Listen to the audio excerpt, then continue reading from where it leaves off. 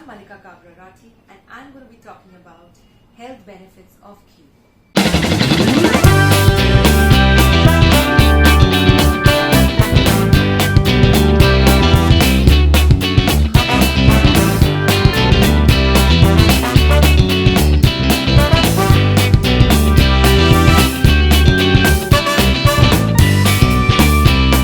In Indian Ayurveda, ghee is the most celebrated and versatile food known due to its medicinal properties. Now, it is because of all this that it has gained so much popularity worldwide and is available all across the globe. At home, we Indians also make ghee at home.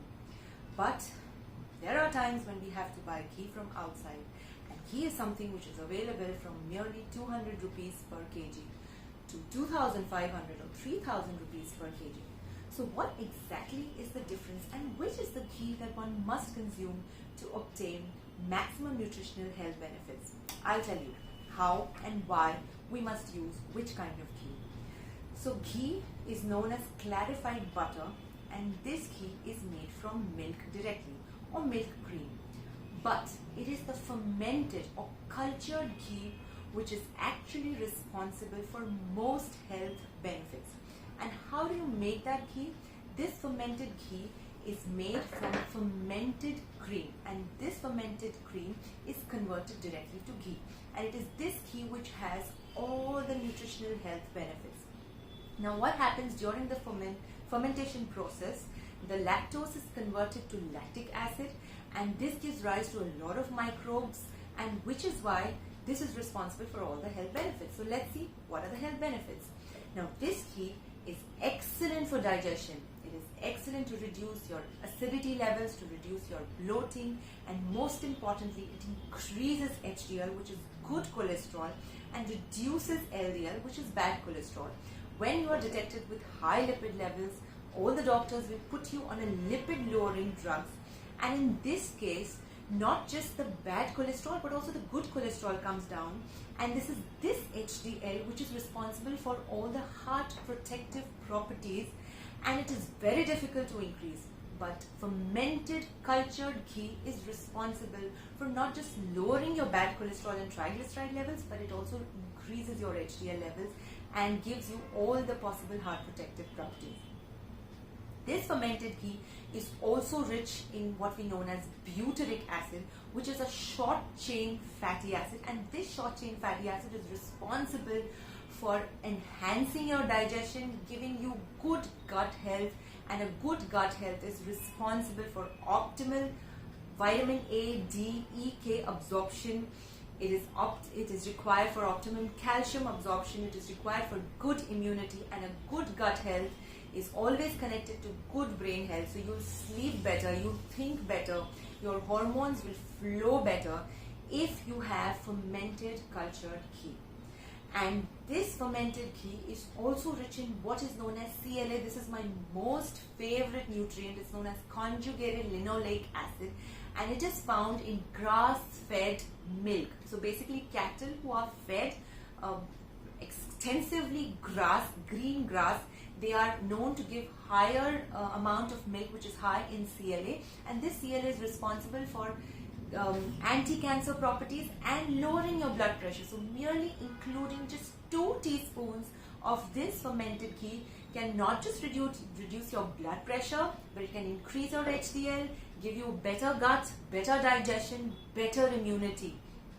So CLA is extremely important for ensuring that you are, your body is given. So it is this CLA which is responsible for anti-cancer properties and improving your blood pressure.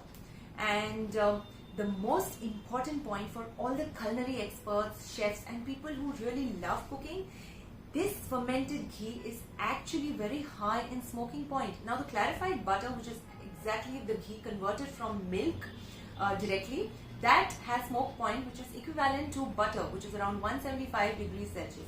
So butter and this clarified ghee can actually be used only for baking purposes, which is at a low temperature, or any cooking that requires low temperature cooking. So any dish which requires low temperature cooking.